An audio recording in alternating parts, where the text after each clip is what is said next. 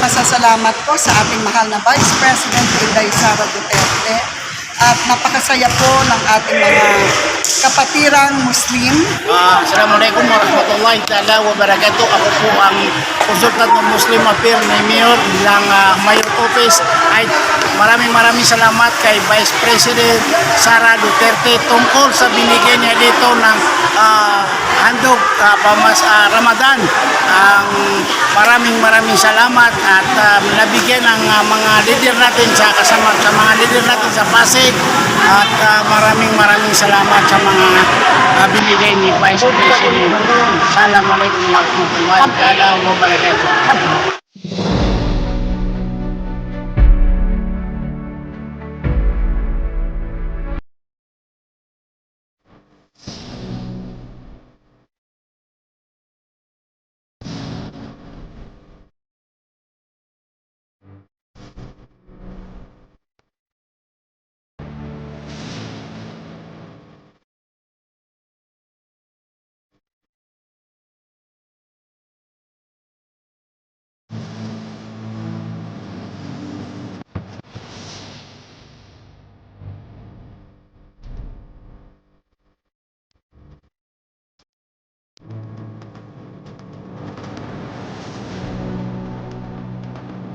Good afternoon.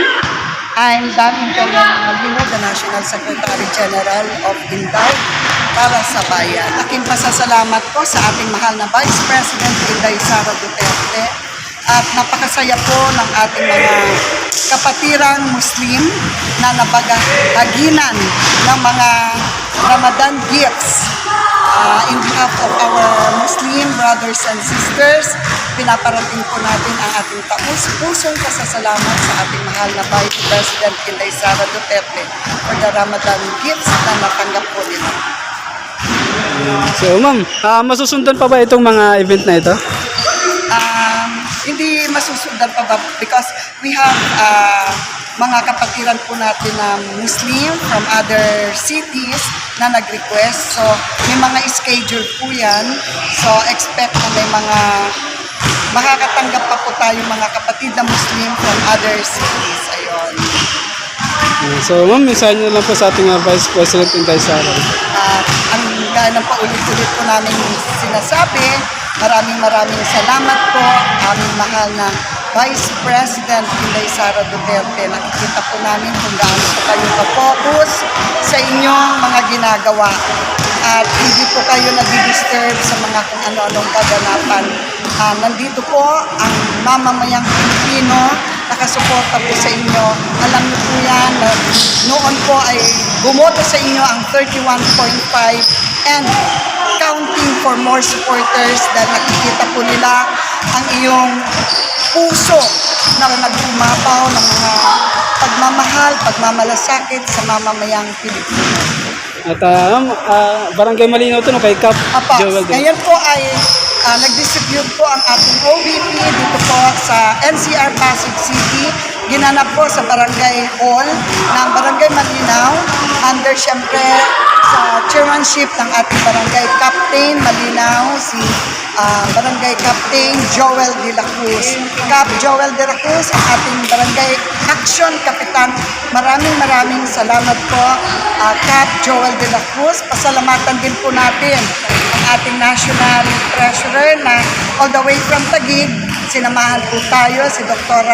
Rokaya Vanessa Sarangani Magundato, who is from Marawi. Pumunta rin dito, she's based in Taguig. Ayun, sinamahan din po niya tayo, pero saglit lang po kasi parang she took only her break. Her break only, tumakbo siya dito at sinamahan tayo. Thank you also to our NCR Las Piñas City, ang ating Zumba coach. Siyempre, walang iba kundi si Mona Cebrol. Let's also be thankful sa ating NCR. Nandiyan ang ating Caloocan City, si Ka Ferdinand de los Reyes. Andyan also si Ka Anita. And then we have ang ating Quezon City, si Miss Bubi at si Miss Melita. Ayun po, very supportive po sila. May magkasama rin tayo kanina from BACC who joined also the Inday para sa Bayan, the ones from Malabon. Meron din ang the one from Pasay City. Siyempre, wag natin kakalimutan ang masarap na lagi niyang pinamamahagi ang kanyang baong pagkain. Ang kanyang laing is the best, si Miss Margaret Kahipo, who is from Pasay City. Tignan mo, na-share ko talaga yung masarap niyang laing. Different. Sa lahat po ng ating nationwide members ng Inday para sa bayan, ang ating mga OFW na talagang todo sumusuporta sa ating mahal na VP Inday Sara Duterte. Tuloy-tuloy lang po tayo as what we've been saying, focus lang po tayo para sumuporta sa mga advokasya at programa ng ating mahal na Presidente. Ma'am, ilang po yung naibigay ngayong ayuda? Today, more than 300, I guess. Ang ayudang. Yun kasi, based on the request, yun ang, kung ano ang request ng President ng Muslim Affairs Sector ng isang city, yun ang ibinibigay. So, they requested yata 300, so yun ang binigay sa kanila. At tuwang-tuwa po ang ating mga kapatiran Muslim.